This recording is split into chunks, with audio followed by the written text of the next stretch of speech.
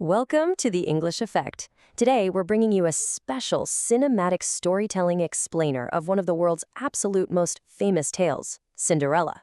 Now, as we journey through this beautifully structured narrative, we aren't just going to experience a classic story. We're going to learn English naturally.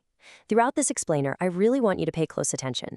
As the story unfolds, we'll be highlighting powerful vocabulary words and expressions, showing you exactly how they're used in context to create a rich, emotional atmosphere. So let's dive right in.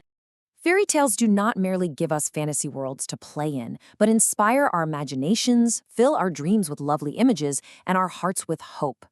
There is such a profound truth captured in that quote from our source material. Fairy tales actually provide this beautiful, emotional landscape for learning, because stories like Cinderella tap into these universal human experiences, loss, hope, and triumph. They give us the perfect canvas to explore descriptive, sophisticated English vocabulary. It makes learning not just efficient, but deeply memorable. Section 1, The Ashes of Sorrow, a truly tragic beginning. So picture this. Cinderella was actually born into a noble, upper-class family, but her whole world is shattered by the tragic loss of her parents. Soon after, a cruel stepmother and two stepsisters arrive, and they are just deeply jealous of Cinderella's inherent goodness. They force her out of her rightful place, making her scrub floors, wash dishes, and literally sleep right near the cold, dusty fireplace ashes. And it's this incredibly cruel treatment that earns her the mocking nickname Cinderella. She's thrust into a life that is subservient. If you're learning that word for the first time, subservient means being prepared to obey others unquestioningly. Despite her noble blood, Cinderella is forced into a subservient role in her very own home, completely stripped of her voice and her freedom by her wicked stepfamily. Just take a moment to absorb the heavy emotional weight of being made subservient. Now, in stark contrast to Cinderella, we've got her stepsisters, who are fiercely arrogant.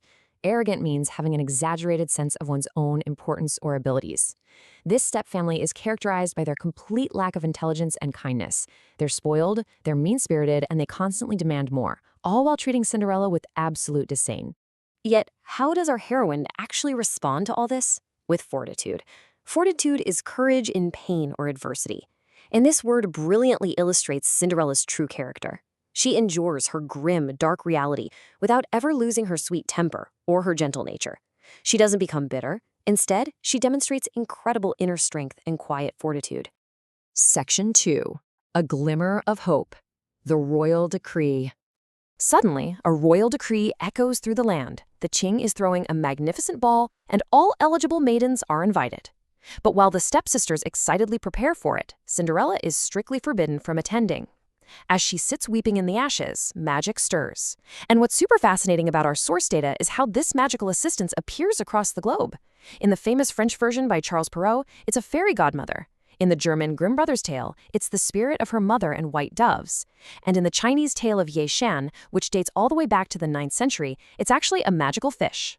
No matter the culture, a guardian arrives right when all hope seems lost. And this guardian is always benevolent. Benevolent describes someone who is well-meaning and kindly. Unlike that arrogant and cruel stepmother, the fairy godmother is a beautifully benevolent figure. She acts purely out of love and care, stepping right in to protect and guide Cinderella when she is at her absolute most vulnerable. You can really see the arrival of this guardian as a reward for Cinderella's resilience. Resilience is the capacity to recover quickly from difficulties. It's an unbreakable spirit. Cinderella has survived years of emotional and physical hardship, yet her resilience kept her heart pure. Now that deep inner toughness is finally about to be rewarded in a truly spectacular way. Section 3. The Magical Transformation. A Stunning Change. With just a quick flick of a wand, the benevolent fairy godmother turns a simple pumpkin into a magnificent golden carriage. Mice become noble horses. But for sure, the most breathtaking moment is when Cinderella's dirty, ash-covered rags are spun into a shimmering ball gown. To describe this gown, we use the word ethereal. Ethereal means extremely delicate and light, in a way that seems almost not of this world. Imagine glowing, magical particles swirling in soft, cinematic lighting. The spell casts an ethereal beauty over Cinderella, making her look like a vision straight from a dream, wrapped up in glass slippers that gleam in the moonlight. Notice the really sharp contrast here, though. The stepsisters represent gaudy vanity. They're draped in these expensive fabrics, but they remain ugly on the inside. Cinderella, however, radiates a natural, glowing goodness. This magical transformation isn't just about getting a pretty dress. It's finally allowing Cinderella's deep, inherent worth to be reflected on the outside for the entire world to see. Her beauty and her kindness are simply unparalleled. Unparalleled means having no equal. It means truly exceptional. When she steps into her carriage, she is leaving behind her life of servitude, armed with an unparalleled sweetness of temper that literally no one else in the entire kingdom possesses. Section 4. The Royal Ball and Flight. A night to remember. Cinderella finally arrives at the palace. As she enters the grand ballroom, the music just stops. The entire court falls completely silent, absolutely captivated. And the handsome prince, who has been searching for a true connection, cannot take his eyes off the mysterious maiden who just walked through those doors. The atmosphere of the entire evening is enchanting. Enchanting means delightfully charming or attractive. The prince is immediately under her spell.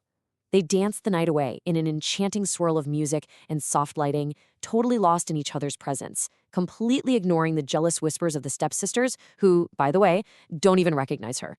But what truly captures the prince isn't just her ethereal dress, it's her graciousness. Graciousness is courteous, kind, and pleasant behavior. In fact, our source notes that Charles Perrault explicitly wrote a moral for his story, stating that while physical beauty is admired, graciousness is a priceless treasure that is even more important. It's her graciousness that ultimately wins the prince's heart. But then, the clock begins to strike midnight. This acts as a catalyst.